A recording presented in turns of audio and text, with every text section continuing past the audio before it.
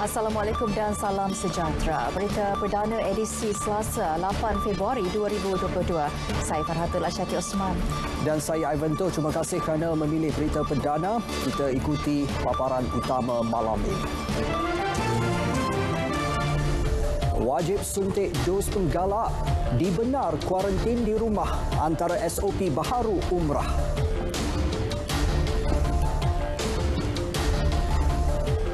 SOP pemeriksaan suhu badan dan buku rekod daftar masuk dimansuh mulai 11 Februari.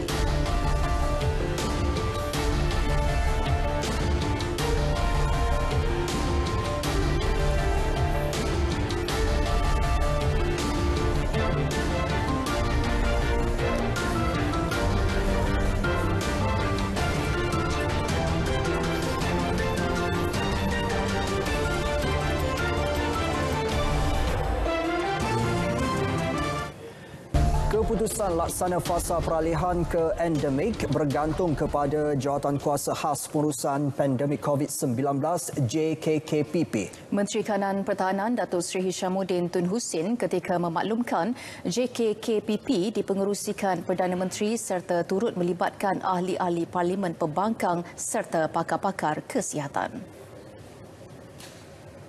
Saya tahu bahawa banyak pihak mula bimbang susulan gelombang penularan varian Omicron sedang meningkat dalam kes-kes harian kita. Tetapi saya nak menyatakan di sini bahawa kita tidak boleh berganjak daripada perancangan untuk melangkah ke fasa seterusnya. Bahawa maknanya kalau PKPD yang kita nak buat susulan kepada kemungkinan spike di lokasi dan lokaliti tertentu, kita boleh lakukannya. Tetapi nationwide lockdown macam dulu tak mungkin kita akan revisit. Bercakap pada sidang media mengenai hasil mesyuarat Kuartet Menteri COVID-19, beliau berkata bagi melaksanakan fasa peralihan ke endemik, sistem kesihatan negara khususnya penggunaan katil di wad dan unit rawatan rapi ICU perlu berada dalam keadaan terkawal serta tahap kefahaman rakyat mengenai 7 tonggak bagi pendekatan fasa peralihan ke endemik. Baik, mulai Jumaat iaitu 11 Februari ini, SOP pemeriksaan suhu badan dan buku rekod daftar masuk di premis dimansuhkan. Bagaimanapun, daftar masuk menggunakan aplikasi MySejahtera masih wajib. Dengan pemansuhan ini, pihak pemilik premis tidak lagi diwajibkan untuk menyediakan alat pengimbas suhu dan buku rekod check-in di pintu-pintu masuk premis masing-masing. Namun check-in ini menggunakan aplikasi MySejahtera masih diwajibkan seperti biasa. Walau bagaimanapun, sekiranya pemilik premis masih ingin meneruskan pelaksanaan SOP pemeriksaan suhu dan buku rekod check-in, kerajaan amat mengalu-alukan dan menggalakkannya. Sementara itu, Datuk Seri Hishamuddin turut mengumumkan SOP baharu umrah yang berkuat kuasa Isnin depan 14 Februari. Ejen pelancongan perlu memantau kepatuhan jemaah umrah semasa di Tanah Suci, perjalanan balik ke Malaysia dan semasa di PME Malaysia, turut serta dengan jemaah sekiranya melebihi 40 orang, disediakan bagi setiap tempoh tersebut untuk jumlah jemaah kurang daripada 40 orang kekal, mewajibkan dos penggalak. Ketiga, membenarkan menjalani kuarantin wajib di tempat kediaman tanpa memohon kelulusan HQA. Tetapi jemaah dibenarkan menjalankan kuarantin wajib di stesen kuarantin swasta dengan kos penginapan, makan minum dan rawatan ditanggung sendiri. Jemaah umrah yang ke Arab Saudi bermula hari ini sehingga 13 Februari terikat dengan SOP sedia ada.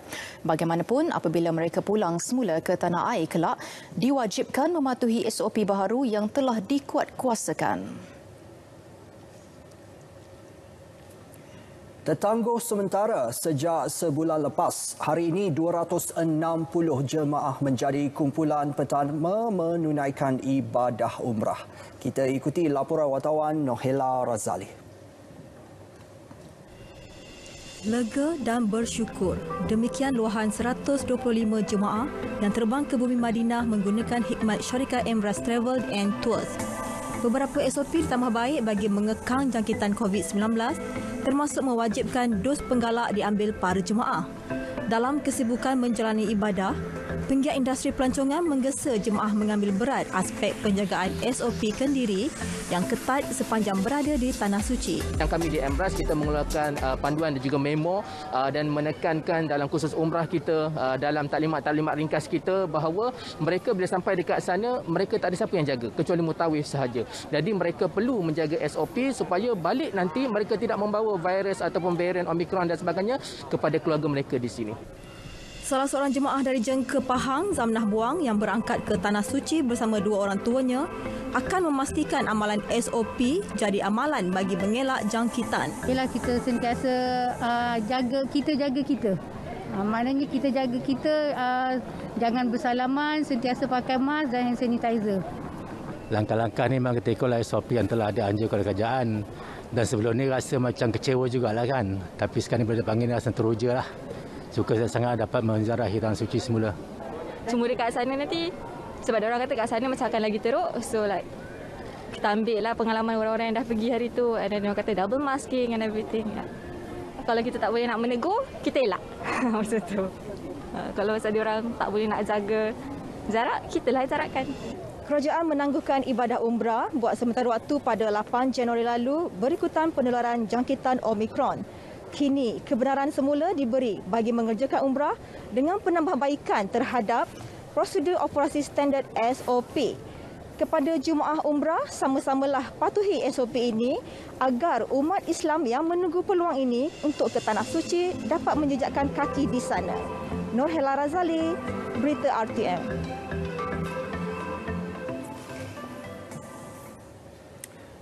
3 hari berturut-turut Malaysia merekodkan kes baru COVID-19 melebihi paras 10,000 dan hari ini 13,944 kes dilaporkan setakat tengah hari tadi berbanding 11,034 kes malam.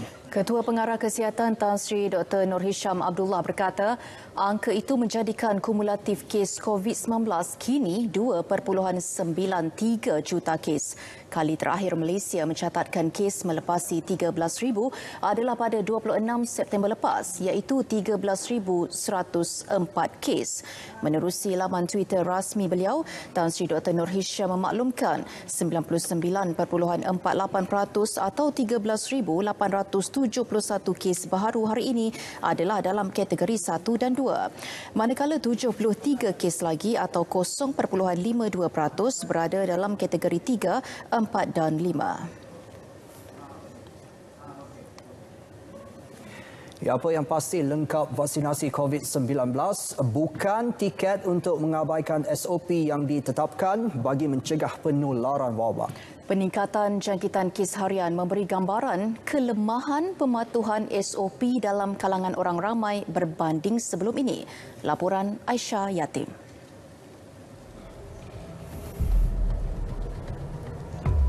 Tinjauan kru RTM di Ibu Negara mendapati orang ramai masih memakai pelitup separuh muka.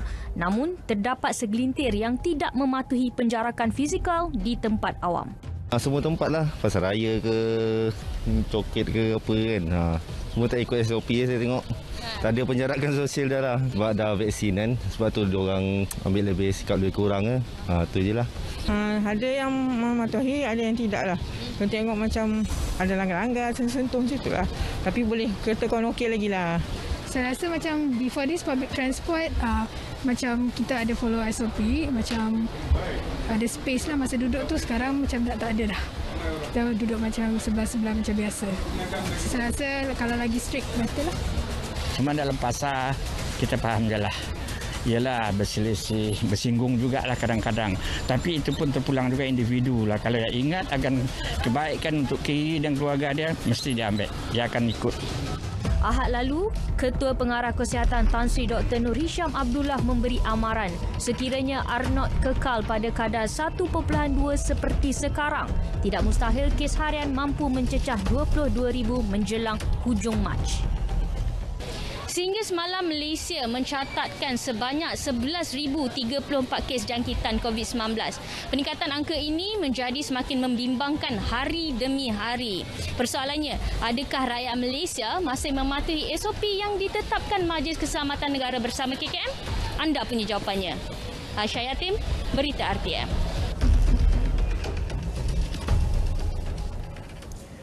Yang di-Pertuan Agong Sultan Abdul Riayatuddin Al-Mustafa Billah Shah menghargai komitmen kerajaan di bawah kepimpinan Perdana Menteri Datuk Seri Ismail Sabri Yaakob atas kejayaan inisiatif berteraskan prinsip menjaga kebajikan, meringankan kos sara hidup dan menaikkan taraf hidup rakyat di wilayah persekutuan. Seri Paduka menyambut baik program pembangunan usahawan anak muda wilayah persekutuan contohnya yang berjaya memberi impak dalam meningkatkan penyertaan belia dalam bidang keusahawanan pasca pandemik COVID-19. Selain itu, bantuan pada golongan miskin di 178 kawasan perumahan rendah dan sederhana rendah di Kuala Lumpur telah dapat membantu dalam meringankan kos sara hidup yang ditanggung golongan miskin. Baginda bertitah sempena istiadat menghadap dan pengurniaan darjah kebesaran bintang dan pingat wilayah persekutuan 2022 di Istana Negara. Semasa menzahirkan ucapan tahniah kepada Menteri Wilayah Persekutuan, Datuk Seri Dr. Syahidan Kasim, Al-Sultan Abdullah turut menyambut baik komitmen menjadikan wilayah persekutuan sebagai wilayah sejahtera dan mapan untuk didiami semua golongan menerusi agenda penyediaan perumahan mampu milik. Residensi Prihatin Keluarga Malaysia dan Residensi Wilayah Keluarga Malaysia merupakan antara inisiatif bakal membantu warga wilayah persekutuan dan golongan B40 dan M40 memiliki rumah sendiri yang selesa dan berkualiti.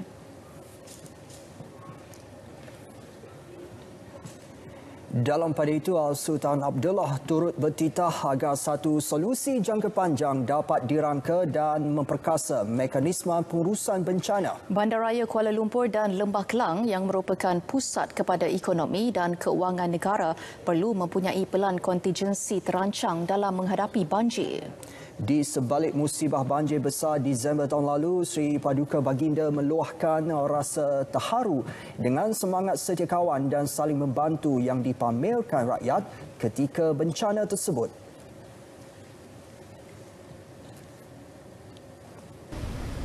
Sesungguhnya sikap mengundi seperti inilah yang menjadi kayu pengukur akan rasa saling sayang menyayangi serta perpaduan erat oleh seluruh rakyat Petra yang merentasi darjat maupun bangsa, agama dan fahaman politik.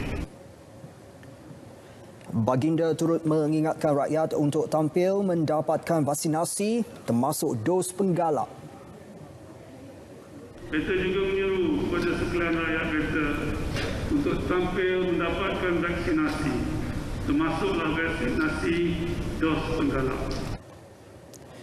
Pada majlis ini, Baginda berkenan mengurniakan darjah kebesaran, bintang dan pingat kepada 263 penerima bersempena sambutan Hari Wilayah Persekutuan 2022.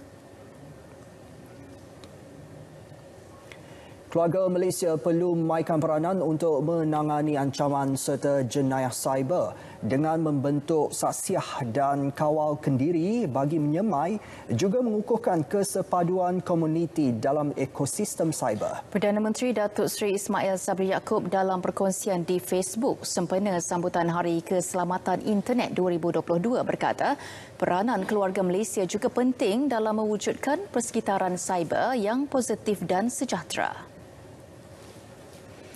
Sempena sambutan Hari Keselamatan Internet 2022, edisi Malaysia yang bertemakan KITA Cyber, Datuk Seri Ismail Sabri menyeru keluarga Malaysia supaya terus memupuk sikap bertanggungjawab ke atas diri sendiri dan orang lain dengan mengamalkan kaedah komunikasi, mengambil kira inklusif dan tanggungjawab di samping meningkatkan keakraban bagi membentuk komuniti digital yang harmoni.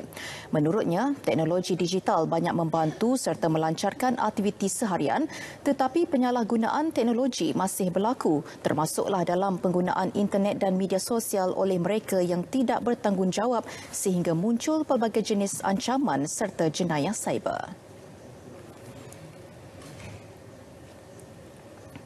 Menteri Komunikasi dan Multimedia Tan Sri Anwar Musa pula menyeru keluarga Malaysia bersama-sama membina komuniti digital yang berdaya tahan serta berupaya bertindak secara berilmu, adil dan progresif ke arah kesejahteraan cyber. Penekanan diberi secara konsisten kepada langkah-langkah membentuk sikap kawalan kendiri serta bertanggungjawab ke atas diri sendiri dan orang lain. Ya, evolusi teknologi digital sememangnya membantu serta memudahkan urusan, namun masyarakat mesti sentiasa bersiap siaga dalam mendepani ancaman dan serangan cyber yang semakin berleluasa selain boleh meruntuhkan moral, akhlak dan nilai murni. Hari Keselamatan Internet merupakan satu sambutan global yang diraikan pada Februari setiap tahun. Di Malaysia, Hari Keselamatan Internet edisi Malaysia bermula pada tahun 2010 dengan pelbagai tema diperkenalkan berdasarkan senario cyber semasa yang disesuaikan mengikut trend ancaman dan isu keselamatan cyber di negara ini.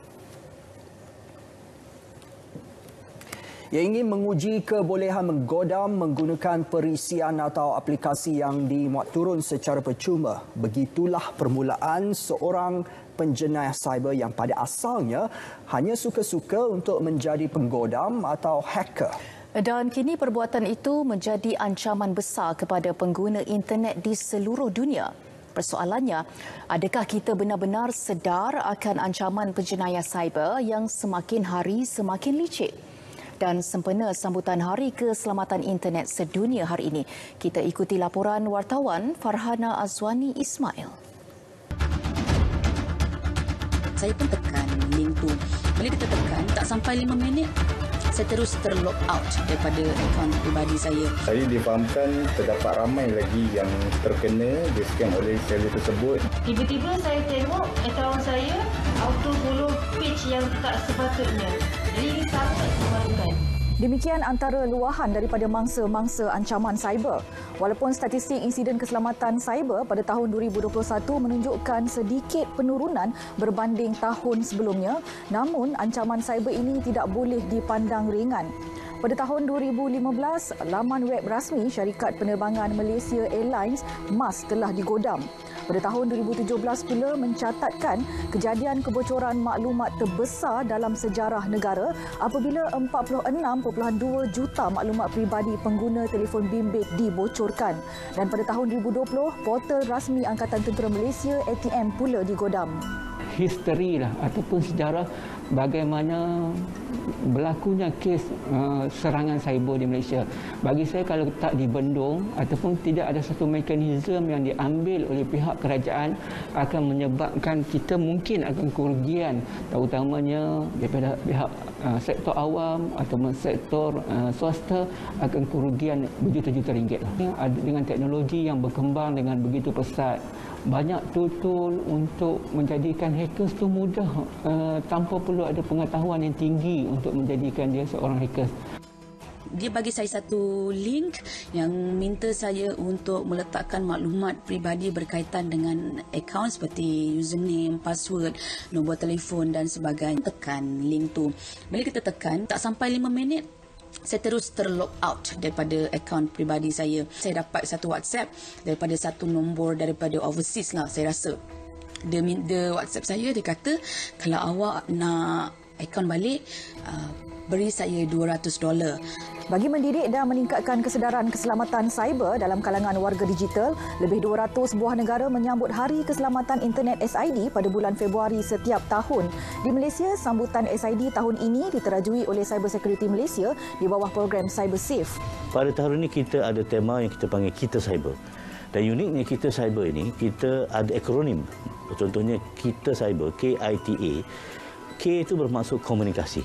Penting bahawa bila mana kita berkomunikasi perlu memastikan bahawa kita menghormati bukan hanya diri kita tapi juga menghormati orang. Maksudnya janganlah kita berkomunikasi yang menyebabkan ada tanggungjawab di situ. Maksudnya bukan sampai menyebabkan orang terluka ke orang terefek kesan daripada psikologi dan sebagainya. Kedua, inklusif. Kemudian T, tanggungjawab. Dan A, akrab. Kita cyber ada makna mengenai kita, aku, maksudnya kita daripada individu dan juga pada orang lain, iaitu keluarga dan komuniti digital keluarga Malaysia. Sempena Hari Keselamatan Internet SID hari ini, sama-sama kita menjadi pengguna internet yang bertanggungjawab semasa dalam talian dan sentiasa berwaspada supaya tidak terjerat dengan menjadi mangsa penipuan dalam talian ataupun penyalahgunaan teknologi maklumat. Kita adalah keluarga Cyber Malaysia Sejahtera. Farhana Azwani Ismail, Berita RTM.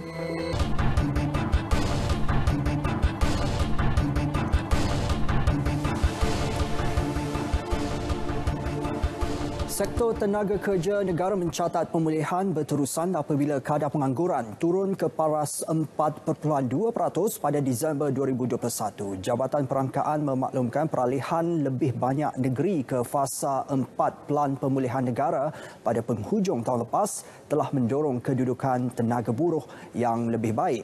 Kebenaran lebih banyak sektor ekonomi dan sosial beroperasi dengan pematuhan SOP juga telah menyumbang kepada kadar pengangguran yang lebih rendah. Penduduk bekerja terus meningkat dengan peningkatan marginal sebanyak 0.2% bulan ke bulan kepada 15.65 juta individu dari 15.61 bulan sebelumnya. Manakala bilangan penganggur susut sebanyak 1% kepada 687.6 ribu orang. Secara keseluruhan, kesan daripada pandemik menyebabkan pemulihan ekonomi sedikit terganggu dan turut mempengaruhi prestasi pasaran buruh tahun lalu. Peningkatan mendadak kes COVID-19 dijangka tidak memberi impak ketara terhadap kedudukan ekonomi negara. Menurut pakar ekonomi, ini memandangkan negara telah mencapai kadar vaksinasi yang tinggi dan mempercepat pemberian dos penggalak yang hanya memberi kesan risiko rendah kepada pesakit. Ketua Ekonomi SGCCIMB Securities Ahmad Nazmi Idrus berkata momentum pertumbuhan ekonomi tahun ini turut bergantung kepada langkah-langkah pembendungan COVID-19 oleh kerajaan. Lihat kerajaan melaksanakan langkah yang lebih ketat, maka unjuran pertumbuhan negara akan diturunkan. Setakat ini kami masih mengekalkan pertumbuhan negara sebanyak 5.6% dan ini merupakan satu peningkatan berbanding unjuran pertumbuhan tahun lepas sebanyak 3.5%. Profesor Madya Dr. Abu Sofyan Yaakob pula berpendapat peningkatan jangkitan varian Omicron mempunyai risiko rendah terhadap ekonomi dan masih terkawal jika dibandingkan impak akibat bencana alam. Suka untuk memberi pendapat bahawa kesan yang lebih yang ekonomi kita akan terkesan jika Malaysia ini kena bencana alam lah. Contohnya yang baru ni kita kena banjir di separuh negeri kan. So yang itu akan membawa kesan pada keadaan ekonomi pasal dia melibatkan satu kemanusiaan iaitu nyawa. Lepas tu kedua tentang harta benda ya, dan ketiga tentang pencarian pendapatan ya.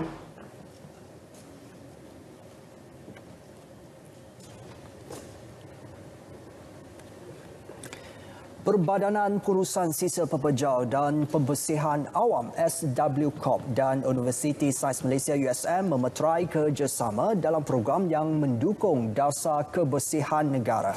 Badan Peneraju Industri dan institusi pengajian tinggi itu bakal menjalankan pelaksanaan kajian berkaitan pengurusan dan teknologi sisa pepejal serta melakukan perkongsian maklumat, kepakaran juga melibatkan pendidikan. Laporan Sharmila Rastam. Bagi tujuan itu, memorandum persefahaman MOU ditandatangani untuk menjalin kerjasama yang akan memanfaatkan kedua-dua pihak. Majlis menandatangani MOU berlangsung di kampus kejuruteraan USM disaksikan Timbalan Ketua Setiausaha Perancangan dan Persekitaran Mampan, Kementerian Perumahan dan Kerajaan Tempatan KPKT, Kamaruzaman Umar. SWCOP diwakili Ketua Pegawai Eksekutifnya Ismail Mokhtar, manakala USM diwakili Naib Chancellor Profesor Datuk Faisal Rafiq Mahmad Adikan. Kerjasama dalam bidang pengurusan sisa pepejal dan pembersihan awam di mana pihak SWCOP melalui Pusat Bertauliah Solid Waste Training Center SWTC yang dilantik oleh Jabatan Pembangunan Kemahiran JPK dan USM akan melaksanakan secara bersama program Sijil Kemahiran Malaysia SKM di bawah Jabatan Pembangunan Kemahiran JPK yang melibatkan para pelajar USM sebagai pelatih perantis. 1,000 pelajar bakal menjadi kumpulan pertama mengikuti program pensijilan Sijil Kemahiran Malaysia SKM dalam bidang berkaitan di kampus kejuruteraan USM. KPKT menyasarkan sehingga 10,000 graduan akan memiliki SKM dalam bidang berkenaan di seluruh negara menjelang tahun 2030.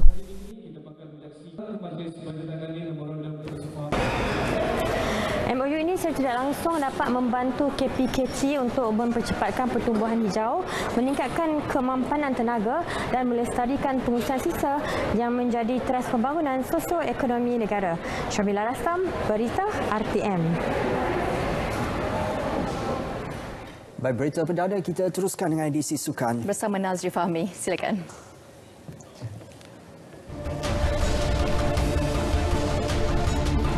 Cabaran besar skuad badminton negara.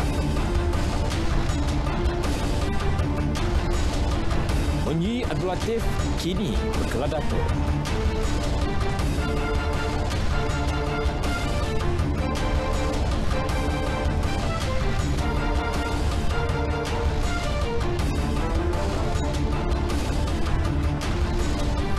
Terima kasih Ivan dan Fahatul. Assalamualaikum, salam sukan untuk semua. Dimulakan dengan perkembangan sukan badminton, kejohanan badminton berpasukan Asia 2022. Keputusan undian petang tadi menyaksikan Malaysia diundi dalam kumpulan B bagi kategori lelaki, manakala pasukan wanita pula diundi dalam kumpulan Y. Dalam saingan kumpulan B, skuad lelaki negara bakal berdepan cabaran dari Jepun, Singapura dan Kazakhstan. Sementara dalam kumpulan A pula menyaksikan dua pasukan pilihan Indonesia dan Korea Selatan diundi bersama dengan Hong Kong dan India. Bagi kategori wanita, skuad negara turut dirama berdepan lawan suka apabila diundi bersama Jepun dan India dalam kumpulan Y. Manakala dalam kumpulan Z, Indonesia diundi bersama Korea Selatan, Hong Kong dan Kazakhstan. Kejohanan badminton berpasukan Asia 2022 akan berlangsung di Pusat Convention Setia City Shah Alam dari 15 hingga 20 Februari ini. Kejohanan ini bakal menawarkan tempat automatik ke final Piala Thomas dan Uber 2022 di Bangkok, Thailand pada bulan Mei depan.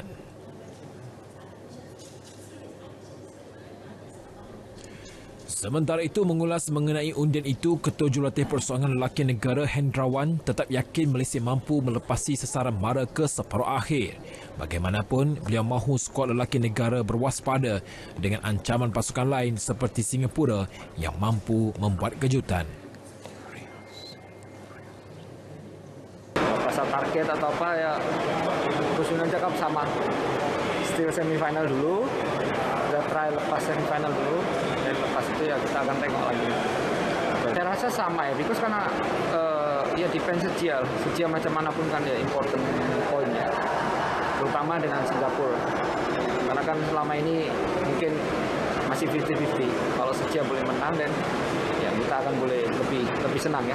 Gitu. Sedangkan Jepang pun kalau player baru, kita pun ya Ciong, Leong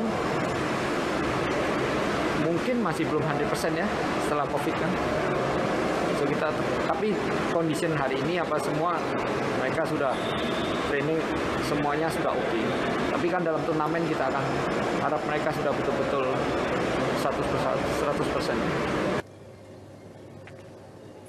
Atlet lompat jauh paranegara Abdul Latif Romli dan bekas penerjun negara Leong Mun Yi menerima pingat Panglima Mahkota Wilayah PMW yang membawa gelaran Datuk dalam istiadat penggunaan Darjah Kebesaran, Bintang dan pingat Wilayah Persekutuan hari ini.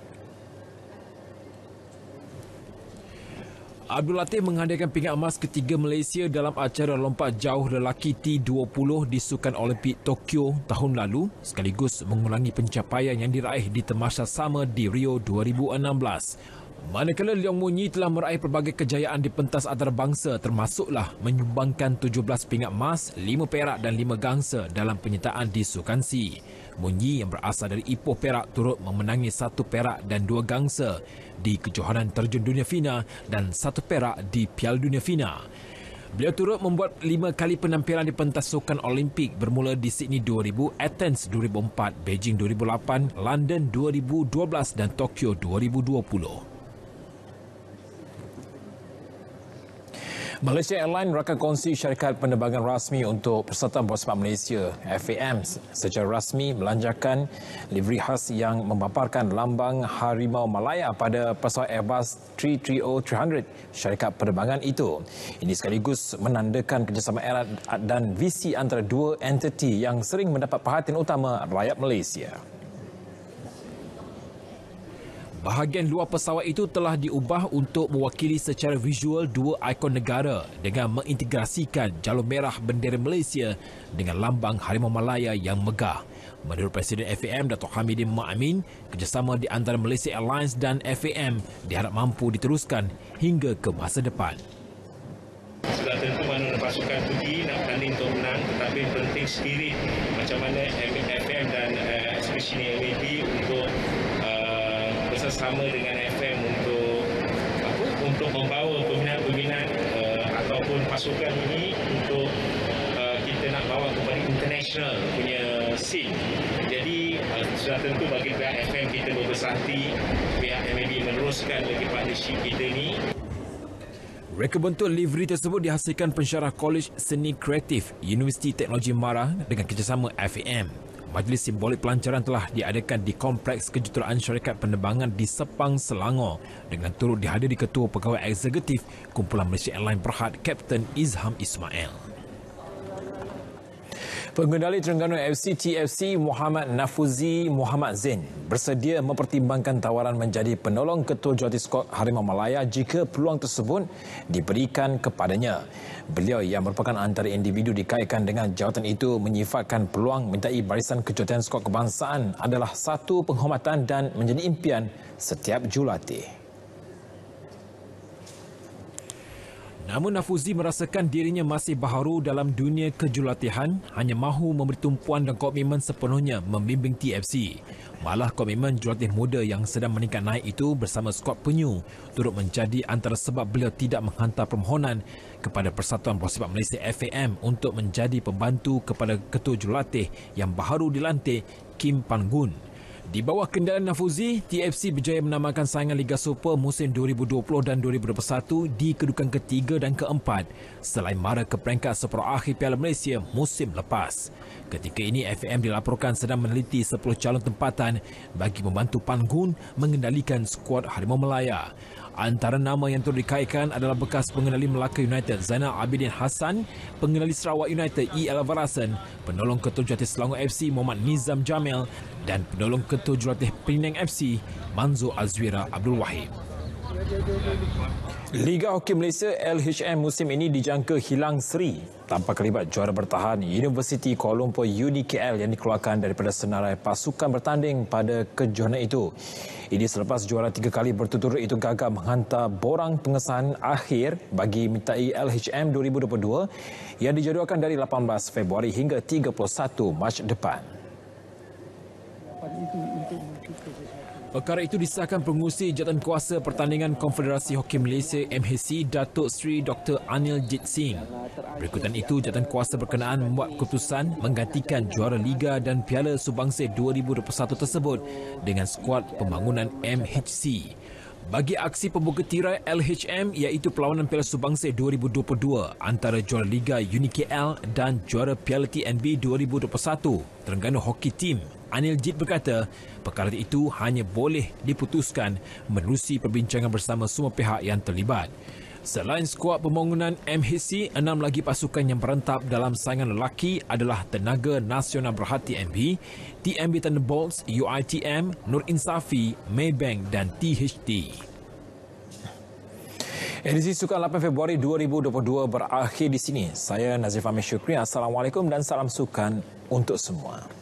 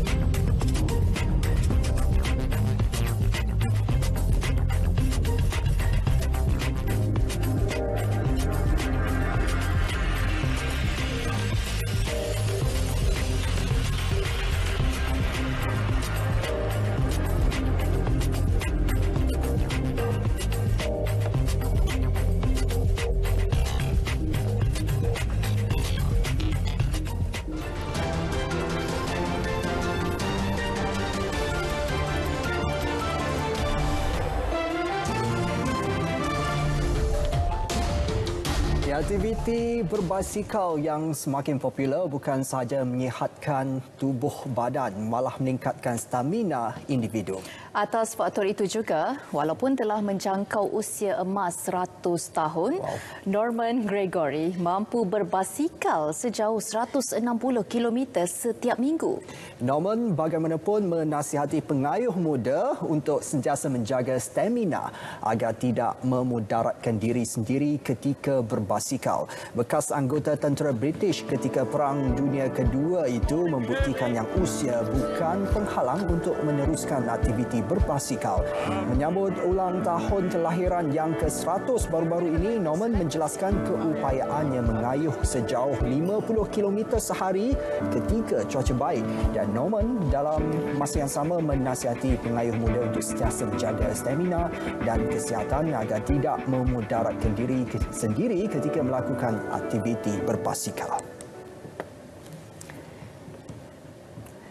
Berita perdana edisi 8 Februari 2022 berakhir di sini. Kita ikuti program inklusif musim kedua selepas ini bersama Menteri Pertanian dan Industri Makanan Datuk Seri Dr. Ronald Kiandi. Dapatkan perkembangan sahih sepanjang masa melalui portal berita RTM di berita.rtm.gov.my. Assalamualaikum. Salam sejahtera.